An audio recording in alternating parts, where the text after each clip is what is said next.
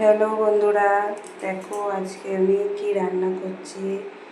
এই দেখো, এটা ছোট ছোট চাদা মাছ, তোমরা কি মাছ বলো জানি না। তো ওই মাছগুলো দেখো ভাজে নিলাম, ভেজে তুলে নিয়েছি। তোলাটা দেখানো হয়নি। তো তেলের মধ্যে দেখো কালো জিরে ফোড়ন দিয়ে দিলাম, দিয়ে পেঁয়াজগুলো দিয়ে দিলাম, দিয়ে পেঁয়াজটা হালকা হালকা করে ভেজে নেব। ভেজে নিয়ে এর মধ্যে দেখো টমেটো কুচিগুলো দিয়ে দিলাম। টমেটোটা হালকা একটু ভেজে একটু নরম নরম হয়ে যাবে।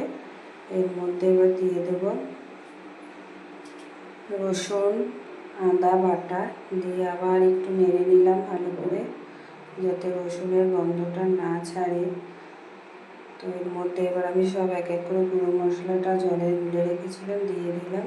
লঙ্কা গুঁড়ো, হলুদ গুঁড়ো, জিরে গুঁড়ো দিয়ে দিলাম। দিয়ে ভালো করে নেড়ে মশলাটা কষিয়ে জল ঢেলে দিয়েছি। দিয়ে এই যে মাছ ভাজাগুলো দিয়ে দিলাম এর মধ্যে, দিয়ে একটু ফুটবে, ঝোলটা একটু শুকনো শুকনো করবো। তোমরা বাড়িতে এই মাছের ঝালটা রান্না করে দেখবে, খুব টেস্ট লাগে খেতে ভাত দিয়ে। তো মোটামুটি হয়ে গেছে, দেখো কত সুন্দর কালার হয়েছে, তেলটাও ছেড়ে দিয়েছে, দেখতেও ভালো লাগছে। তোমরা একবার বাড়িতে ট্রাই করে দেখবে। টাটা।